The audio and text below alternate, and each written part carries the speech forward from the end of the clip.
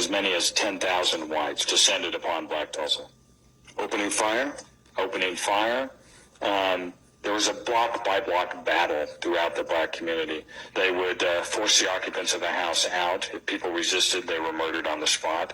The homes were looted, and then they were set fire to. Did the white authorities do anything to try to prevent this, or they control it? They don't. They spend most of their time arresting blacks and disarming blacks, preventing them from defending their homes and businesses, taking them to these internment centers around town. Sounds like a precursor of ethnic cleansing.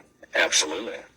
Kenny Booker's father hid his wife and 5 children in the attic just before armed whites came to the front door. We could hear him from the attic talk to him, say, "Nigga, do you have a gun?" I think he said no. And he said, "Don't set my house on fire, please."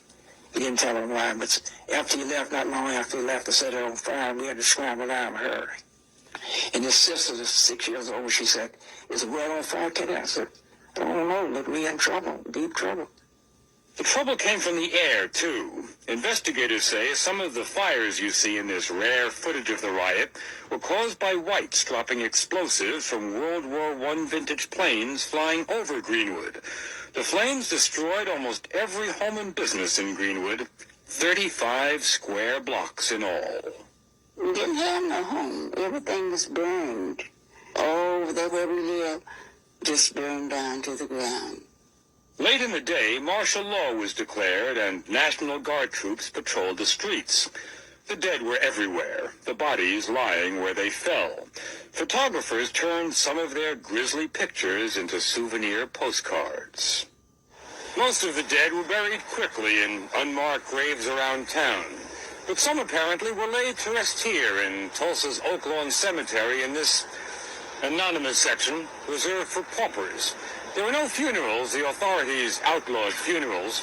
There were no coffins, no headstones, no records of the burials. But a 10-year-old boy saw it all.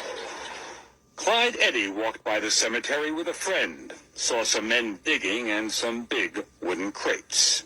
And we went in, naturally, and walked up to the first one and raised the lid up. There were 3 bodies of black men in it, just thrown in there. And we went over to another crate, a larger crate, and raised the lid on it.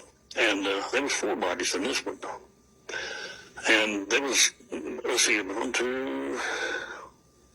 there's either 4 or 5 more boxes scattered around. And about that time, one of the men saw us, and he ran us out.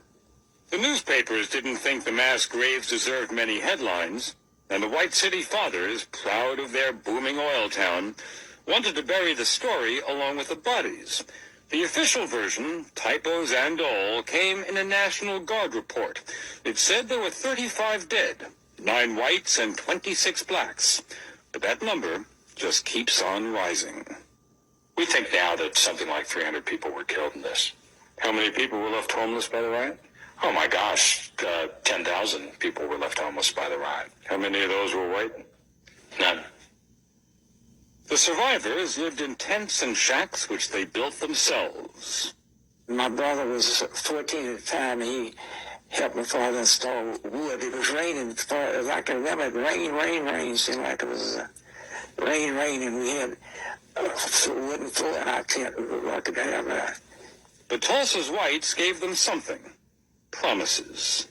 Now, in fact, after the riot, the city's white establishment said it was going to rebuild Greenwood. What happened? They lied. Not a dime. They proceeded to pass a fire ordinance that said, in effect, that you cannot build on property that had been burned. They wanted to starve blacks out of the land. They made it known to all philanthropic groups, we don't want your money.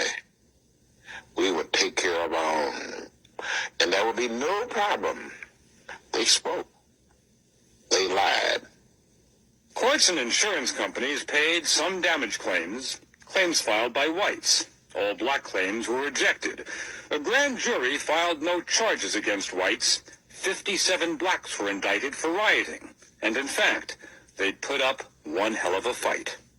In my community, among those survivors, they won the riot. They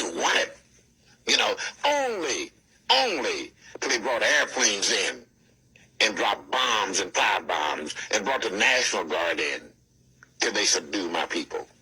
That's the view from the black community. Thank you so much for watching. We hope you enjoyed the video. If you did, don't forget to give it a thumbs up, subscribe to our channel, and hit that notification bell so you never miss our latest content. We'll be back with more exciting videos, so stay tuned. Until next time, have a wonderful day and take care.